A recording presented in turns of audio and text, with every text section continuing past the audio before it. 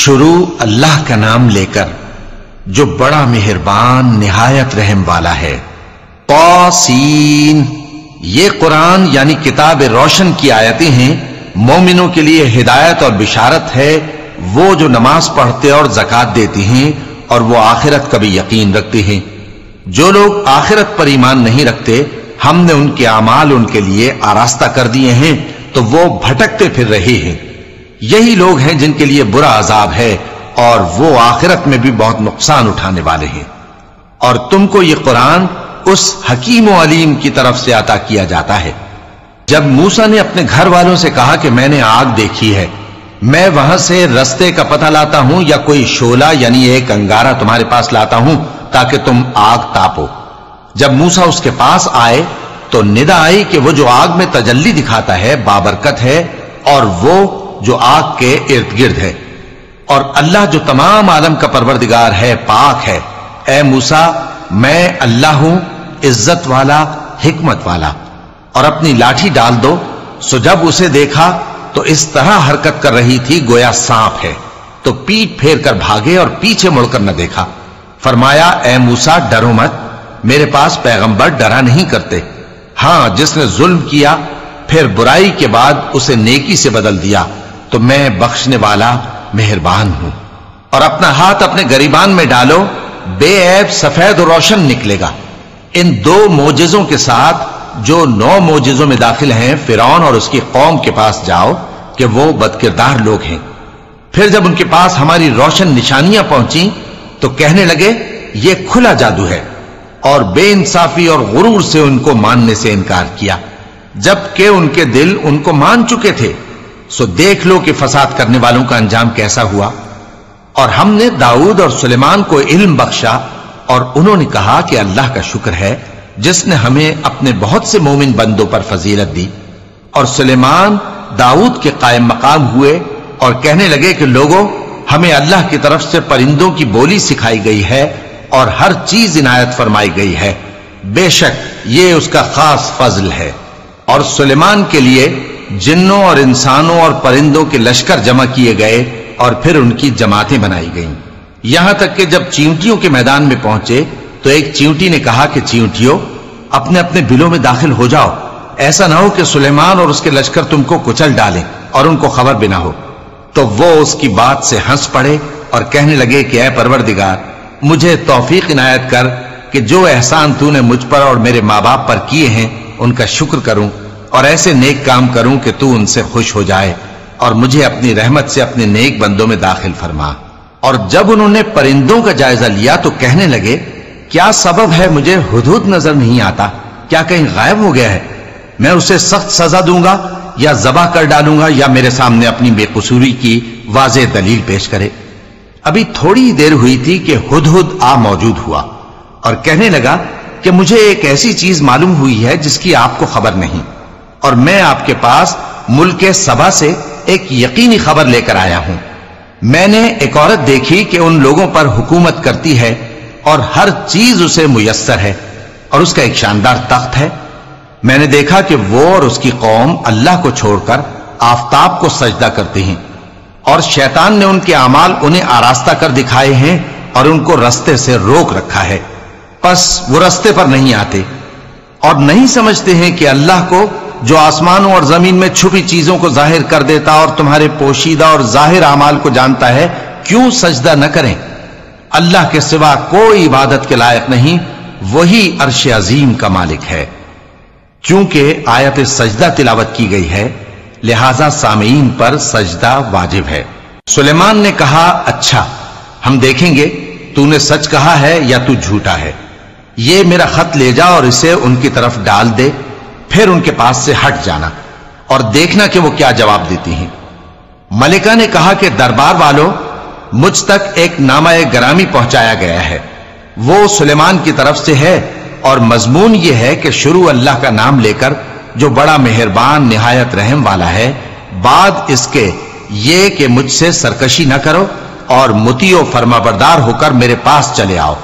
خط سنا کر کہنے لگی کہ اے اہل دربار، میرے اس معاملے میں مجھے مشورہ دو، جب تک کہ تم حاضر نہ ہو اور صلاح نہ دو میں کسی کام کا فیصلہ نہیں کیا کرتی۔ وہ بولے کہ ہم بڑے زوراور اور سخت جنگجو ہیں اور حکم آپ کے اختیار میں ہے، تو جو حکم دیجیے گا اس کے انجام پر نظر کر لیجیے گا۔ اس نے کہا کہ بادشاہ جب کسی شہر میں داخل ہوتے ہیں تو اس کو تباہ کر دیتے ہیں اور وہاں کے عزت والوں کو ذلیل کر دیا کرتے ہیں، اور اسی طرح یہ بھی کریں گے۔ اور میں ان کی طرف کچھ تحفہ بھیجتی ہوں اور دیکھتی ہوں کہ قاصد کیا جواب لاتے ہیں۔ پس جب قاصد سلیمان کے پاس پہنچا تو سلیمان نے کہا، کیا تم مجھے مال سے مدد دینا چاہتے ہو؟ سو جو کچھ اللہ نے مجھے عطا فرمایا ہے وہ اس سے کہیں بہتر ہے جو تمہیں دیا ہے۔ حقیقت یہ ہے کہ اپنے تحفے سے تم ہی خوش ہوتے ہوگے۔ ان کے پاس واپس جاؤ، اب ہم ان پر ایسے لشکر لے کر حملہ کریں گے جن کے مقابلے کی ان میں طاقت نہ ہوگی، اور ان کو وہاں سے بے عزت کر کے نکال دیں گے اور وہ ذلیل ہوں گے۔ سلیمان نے کہا کہ اے دربار والو، کوئی تم میں ایسا ہے کہ قبل اس کے کہ وہ لوگ فرما بردار ہو کر ہمارے پاس آئیں، ملکہ کا تخت میرے پاس لے آئے؟ جنات میں سے ایک قوی ہیکل جن نے کہا کہ قبل اس کے کہ آپ اپنی جگہ سے اٹھیں میں اس کو آپ کے پاس لا حاضر کرتا ہوں، اور مجھے اس پر قدرت بھی حاصل ہے اور امانت دار بھی ہوں۔ ایک شخص جس کو کتاب الہی کا علم تھا کہنے لگا کہ میں آپ کی آنکھ کے جھپکنے سے پہلے پہلے اسے آپ کے پاس حاضر کیے دیتا ہوں۔ جب سلیمان نے تخت کو اپنے پاس رکھا ہوا دیکھا تو کہا کہ یہ میرے پروردگار کا فضل ہے تاکہ مجھے آزمائے کہ میں شکر کرتا ہوں یا کفران نعمت کرتا ہوں، اور جو شکر کرتا ہے تو اپنے ہی فائدے کے لیے شکر کرتا ہے، اور جو ناشکری کرتا ہے تو میرا پروردگار بے نیاز ہے، کرم کرنے والا ہے۔ سلیمان نے کہا کہ ملکہ کے امتحان عقل کے لیے اس کے تخت کی صورت بدل دو، دیکھیں کہ وہ سوج رکھتی ہے یا ان لوگوں میں سے ہے جو سوج نہیں رکھتے۔ پھر جب وہ آ پہنچی تو پوچھا گیا کہ کیا آپ کا تخت بھی اسی طرح کا ہے؟ اس نے کہا کہ یہ تو گویا ہو بہو وہی ہے، اور ہم کو اس سے پہلے ہی سلیمان کی عظمت و شان کا علم ہو گیا تھا، اور ہم فرما بردار ہیں۔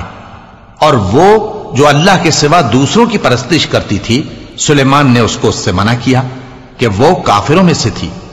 اس کے بعد اس سے کہا گیا کہ محل میں چلیے۔ جب اس نے اس کے فرش کو دیکھا تو اسے پانی کا حوض سمجھا اور کپڑا اٹھا کر اپنی پنڈلیاں کھول دی۔ سلیمان نے کہا، یہ ایسا محل ہے جس کے نیچے بھی شیشے جڑے ہوئے ہیں۔ وہ بول اٹھی کہ پروردگار، میں اپنے آپ پر ظلم کرتی رہی تھی، اور اب میں سلیمان کے ساتھ اللہ رب العالمین پر ایمان لاتی ہوں۔ اور ہم نے سمود کی طرف ان کے بھائی صالح کو بھیجا کہ اللہ کی عبادت کرو، تو وہ دو فریق ہو کر آپس میں جھگڑنے لگے۔ صالح نے کہا کہ اے قوم، تم بھلائی سے پہلے برائی کے لیے کیوں جلدی کرتے ہو، اور اللہ سے بخشش کیوں نہیں مانگتے تاکہ تم پر رحم کیا جائے؟ وہ کہنے لگے کہ تم اور تمہارے ساتھی ہمارے لیے برا شگون ہیں۔ صالح نے کہا کہ تمہاری بدشگونی اللہ کے پاس ہے، بلکہ تم ایسے لوگ ہو جن کی آزمائش کی جاتی ہے۔ اور شہر میں 9 شخص تھے جو ملک میں فساد کیا کرتے تھے اور اصلاح سے کام نہیں لیتے تھے۔ کہنے لگے کہ اللہ کی قسم کھاؤ کہ ہم رات کو اس پر اور اس کے گھر والوں پر شبخون ماریں گے، پھر اس کے وارثوں سے کہہ دیں گے کہ ہم تو اس کے گھر والوں کے موقع ہلاکت پر تھے ہی نہیں، اور ہم سچ کہتے ہیں۔ اور وہ ایک چال چلے، اور ہم نے بھی ایک تدبیر کی اور ان کو کچھ خبر نہ ہوئی۔ تو دیکھ لو کہ ان کی چال کا انجام کیسا ہوا۔ ہم نے ان کو اور ان کی قوم سب کو ہلاک کر ڈالا۔ اب ان کے یہ گھر ان کے ظلم کے سبب تلپٹ پڑے ہیں۔ جو لوگ علم رکھتے ہیں ان کے لیے اس میں نشانی ہے، اور جو لوگ ایمان لائے اور ڈرتے تھے ان کو ہم نے نجات دی۔ اور لوط کو یاد کرو جب انہوں نے اپنی قوم سے کہا کہ تم بے حیائی کے کام کیوں کرتے ہو جبکہ تم دیکھتے ہو؟ کیا تم عورتوں کو چھوڑ کر لذت حاصل کرنے کے لیے مردوں کی طرف مائل ہوتے ہو؟ حقیقت یہ ہے کہ تم احمق لوگ ہو۔ تو ان کی قوم کے لوگ بولے تو یہ بولے، اور اس کے سوا ان کا کچھ جواب نہ تھا کہ لوط کے گھر والوں کو اپنے شہر سے نکال دو، یہ لوگ پاک بننا چاہتے ہیں۔ تو ہم نے ان کو اور ان کے گھر والوں کو نجات دی، مگر ان کی بیوی کہ اس کی نسبت ہم نے مقرر کر رکھا تھا کہ وہ پیچھے رہنے والوں میں ہوگی۔ اور ہم نے ان پر مے برسایا، سو جو مے ان لوگوں پر برسا جن کو متنبع کر دیا گیا تھا برا تھا۔ کہہ دو کہ سب تعریف اللہ ہی کے لیے ہے، اور اس کے ان بندوں پر سلام ہے جس کو اس نے منتخب فرمایا۔ بھلا اللہ بہتر ہے یا وہ جن کو یہ اس کا شریک بناتے ہیں؟ بھلا کس نے آسمانوں اور زمین کو پیدا کیا اور کس نے تمہارے لیے آسمان سے پانی برسایا؟ پھر ہم نے اس سے سرسبز باغ اگائے، تمہارا کام تو نہ تھا کہ تم ان کے درختوں کو اگاتے؟ تو کیا اللہ کے ساتھ کوئی اور بھی معبود ہے؟ ہرگز نہیں، بلکہ یہ لوگ رستے سے الگ ہو رہے ہیں۔ بھلا کس نے زمین کو قرارگاہ بنایا اور اس کے بیچ نہریں بنائیں اور اس کے لیے پہاڑ بنائے، اور کس نے دو دریاؤں کے بیچ اوٹ بنائی؟ یہ سب کچھ اللہ نے بنایا، تو کیا اللہ کے ساتھ کوئی اور معبود بھی ہے؟ ہرگز نہیں، بلکہ ان میں اکثر علم نہیں رکھتے۔ بھلا کون بے قرار کی التجا قبول کرتا ہے جب وہ اس سے دعا کرتا ہے، اور کون اس کی تکلیف کو دور کرتا ہے، اور کون تم کو زمین میں اگلوں کا جانشین بناتا ہے؟ یہ سب کچھ اللہ کرتا ہے، تو کیا اللہ کے ساتھ کوئی اور معبود بھی ہے؟ ہرگز نہیں، مگر تم بہت کم غور کرتے ہو۔ بھلا کون تم کو جنگل اور دریا کے اندھیروں میں رستہ بتاتا، اور کون ہواؤں کو اپنی رحمت کے آگے خوشخبری بنا کر بھیجتا ہے؟ یہ سب کچھ اللہ کرتا ہے، تو کیا اللہ کے ساتھ کوئی اور معبود بھی ہے؟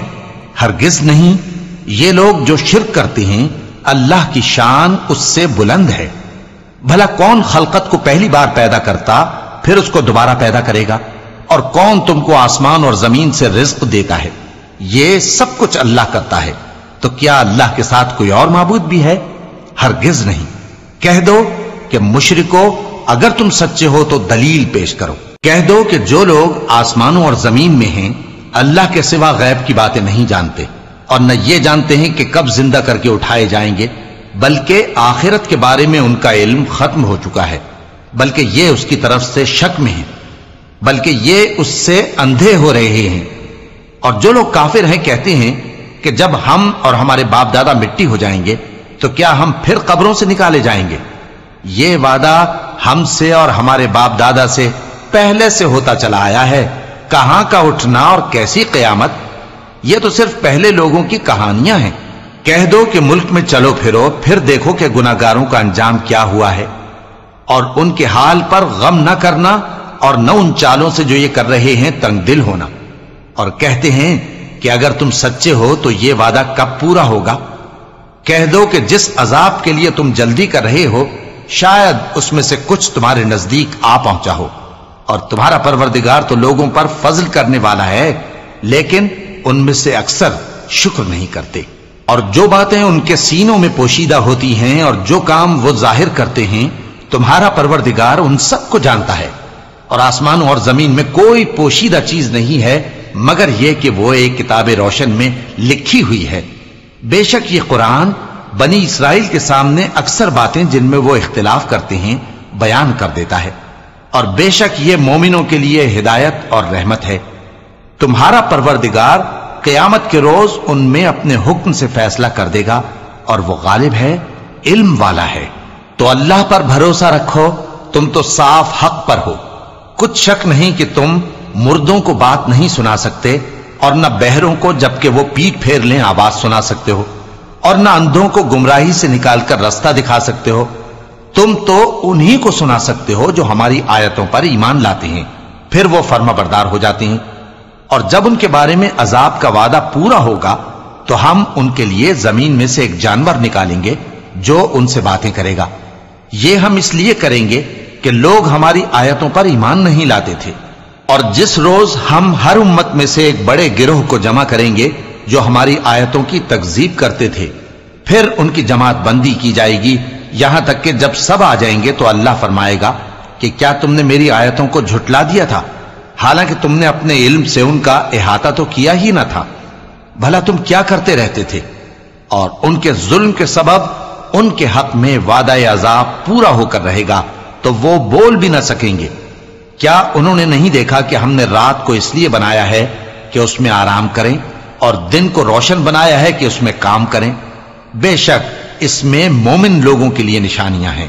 اور جس روز سور پھونکا جائے گا تو جو لوگ آسمانوں میں اور جو زمین میں ہیں سب گھبرا اٹھیں گے، مگر وہ جسے اللہ چاہے، اور سب اس کے پاس عاجز ہو کر چلے آئیں گے۔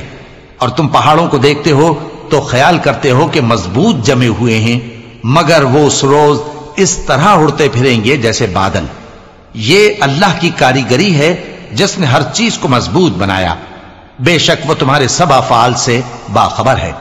جو شخص نیکی لے کر آئے گا تو اس کے لیے اس سے بہتر بدلہ تیار ہے، اور ایسے لوگ اس روز گھبراہٹ سے بے خوف ہوں گے، اور جو برائی لے کر آئے گا تو ایسے لوگ اوندھے منہ دوزخ میں ڈال دیے جائیں گے۔ تم کو تو انہی اعمال کا بدلہ ملے گا جو تم کرتے رہے ہو۔ کہہ دو مجھ کو یہی ارشاد ہوا ہے کہ اس شہر مکہ کے مالک کی عبادت کروں جس نے اس کو محترم بنایا ہے، اور ہر چیز اسی کی ہے، اور مجھے یہ بھی حکم ہوا ہے کہ میں فرما بردار رہوں، اور یہ بھی کہ قرآن پڑھا کروں۔ اب جو شخص راہ راست اختیار کرتا ہے تو اپنے ہی فائدے کے لیے اختیار کرتا ہے، اور جو گمراہ رہتا ہے تو کہہ دو کہ میں تو صرف خبردار کرنے والا ہوں۔ اور کہو کہ اللہ کا شکر ہے وہ تم کو عنقریب اپنی نشانیاں دکھائے گا تو تم ان کو پہچان لو گے، اور جو کام تم کرتے ہو تمہارا پروردگار ان سے بے خبر نہیں ہے۔